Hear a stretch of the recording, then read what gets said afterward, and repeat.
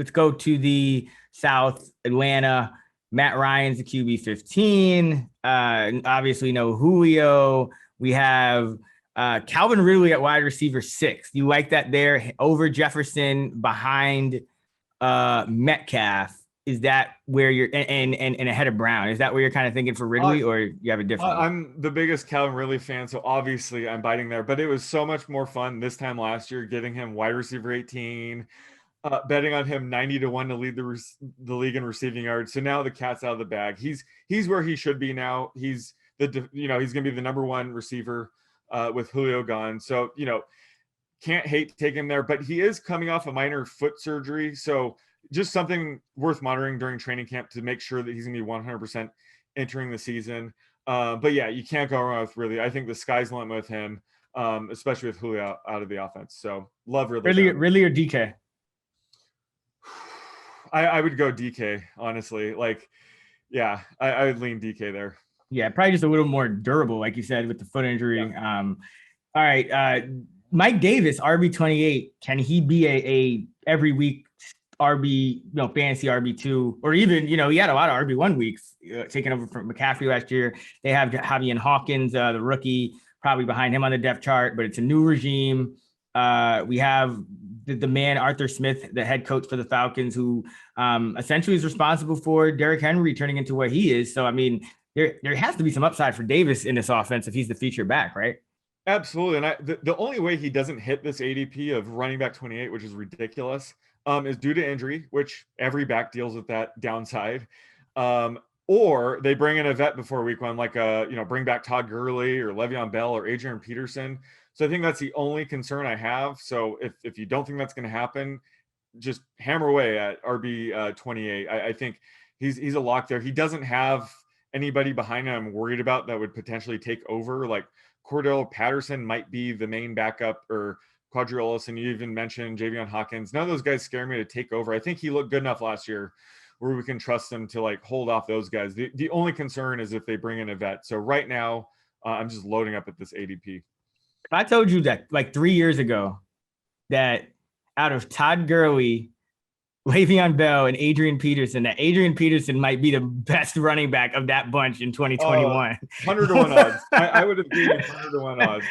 Anyway, because I've given AP a hard time in the past, but I mean, I am he's kind of kept his conditioning, and I would say he's probably the best pure runner right now out of all those guys still at his age. Let's go to the prop for Atlanta.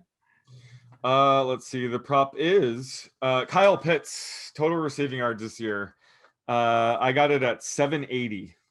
Where are you at? I'm at 700, so a little lower. But I mean, it's that's like 4 or 5 yards a game, so not too much different. I just this is a new team. This is a new regime at coach. So the Falcons have been notoriously pass heavy in the past. I mean, it's been I think it was 684 in 2019, another 633 attempts last year. And then now you have Arthur Smith. The Titans have been, bottom 5, bottom 3 in pass attempts. So it's just, I am projecting a little, I'm not as going, I'm a little more conservative when it comes to the volume. I think that's the only thing there. And they still will have, Hayden Hurst, who, I mean, he's really all he can do is catch. So you got to, you're not going to use him as a blocker either. So I'm a little conservative, but the sky's the limit for this guy, Pitts, who we probably will be talking about in the Kittle, range sooner than later.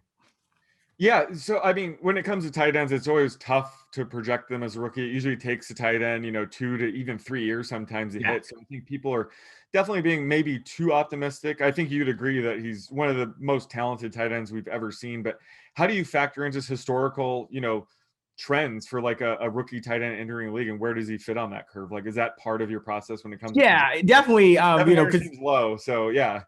I mean, I don't think it's that. I think it's more to do with the Falcons. Just I don't know if they'll pass anywhere near the same amount. I think I don't think it's Kyle Pitts. But for example, I'll give you George Kittle on a pretty pass heavy Niners team in 2017, because that was before they got the good defense. His rookie year, 63 targets, 43 catches, 515 yards, 12 yards per catch, 2 touchdowns. So about 3 catches for 34 yards per game. I'm projecting over that for Pitts, but that's kind of the talent level You know what I mean? Like that's a good comparable. So it's just tough for rookie tight ends. Like that's why I said for dynasty, you know, we talked about it on the AFC pod. Hunter Henry was my pick as a target because I just don't do that in dynasty where it's like I'm targeting all these kind of like young tight ends that may or may not make it. Now Pitts, obviously, he's a lock. He's going to make it. But in general, I just think that we as a community tend to be a little too optimistic about tight ends. Like it's really just going to be the same guys, and like one or two are going to enter every year that like change that hierarchy. So I mean, we're in the sevens. Just you have about 4 or 5 yards. Yeah. So you're like, are you taking Mark Andrews and TJ Hawkinson above him, then Kyle Pitts? Is that kind of where you're at? Yeah. I just think that's fair given the like you mentioned the aging curve of a tight end. I think year 2, year 3, that's when you start to see 1,000-yard seasons. Yep. And things like that.